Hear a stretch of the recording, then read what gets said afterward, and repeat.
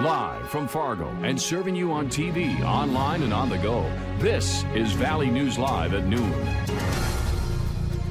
A breaking news alert. Police in Thief River Falls, Minnesota are investigating how an 8-year-old girl was shot. Police say it happened Tuesday around 9 p.m. and the girl was flown to a Fargo hospital for her injuries. Authorities don't suspect foul play, but what happened is under investigation. The police chief can't say whether or not it was an accident. The name of the child or her condition is not being released.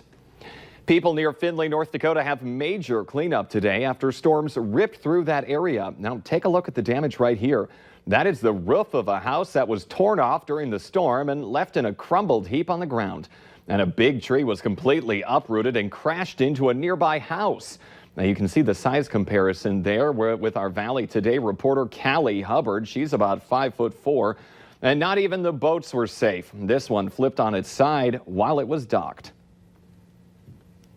There was everything flying over the house and, big branches, my louver in my house, and thank God my house is still up, but, it was just so scary, when the hail and the hard winds. And I thought it was a tornado, but we're safe and sound.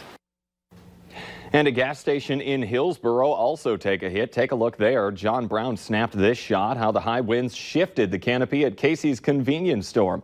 Taking that live look outside right now, though, here in the metro, a lot calmer than it was for other parts of the region, and a little bit more blue sky than it was even earlier today.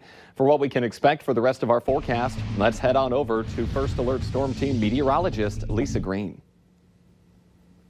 It is great to see that blue sky a little bit on the sky cam, and so we need to dry things out to do all that cleanup. By the way, I just heard from the National Weather Service, and they've been out surveying damage around the region, and they ruled that the damage at Golden Lake was likely straight line wind damage. And we've seen it before, that straight line winds can do just as much, if not more in some instances, damage than even tornadoes. More surveys being done in northwest Minnesota. We've seen quite a bit of damage there too here today. We'll hear back on that. Each one of these icons, a storm report from those storms that blasted through yesterday. And now it's quieting down. We're looking at your radar and satellite map right now. You can see that there are breaks in those clouds, especially in eastern North Dakota.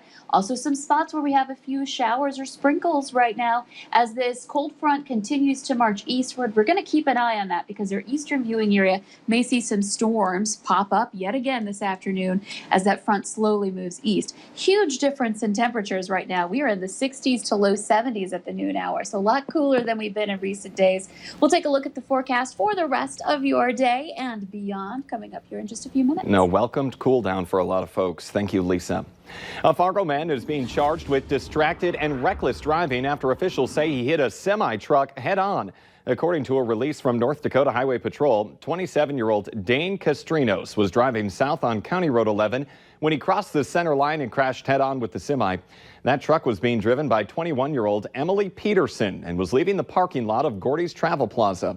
Neither Emily nor her passenger were hurt in that crash. Castrinos was injured and taken to the hospital in Fargo, but is expected to be okay. A yurt went up in flames earlier this morning in South Moorhead. Fire crews got called around 3 to the 1300 block of 12th Street South and found 10 to 12-foot flames shooting out of the yurt, which was being used as a business on the property. There were no injuries and there was no damage to the home. A yurt is a round canvas-covered structure historically used by nomadic groups in Asia. We have new information on COVID-19 in the region. 19 new COVID-19 deaths are reported in Minnesota, bringing the death toll to 1,344. Of those deaths, 1,064 happened in a long-term care facility. 387 new cases are reported, bringing the active case count to 2,765. 27,566 people are listed as recovered. One more COVID-19 related death is reported in North Dakota, bringing the death toll to 75. He was a man in his 60s from Cass County with underlying health conditions. 29 new positive tests are also being reported, bringing the active cases to 309. 9 of the new cases are in Cass County, 6 are in Grand Forks County. 2,809 people are listed as recovered. First-time unemployment claims totaled 1.5 million this past week. This is the 13th straight week that jobless claims have been over 1 million as the coronavirus pandemic continues to batter the economy. These higher numbers continue despite every state in the country reopening to some extent. Continuing claims or the number of people receiving benefits for 2 weeks or more totaled 20.5 million. That is a decline, however, of 62,000. In addition to the standard filings, there were more than 750,000 claims under the Pandemic Unemployment Assistance Program. That is the program that extends unemployment benefits to people who would typically not be eligible for unemployment benefits, like self-employed workers.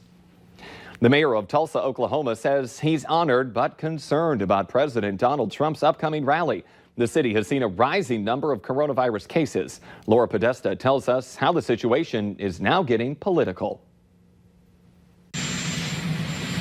President Trump says he's not concerned about the increasing number of coronavirus cases nationwide. The flames, they flare up in certain areas a little bit, but I think we'll put them out very quickly, and we won't be closing the country again. We won't have to do that.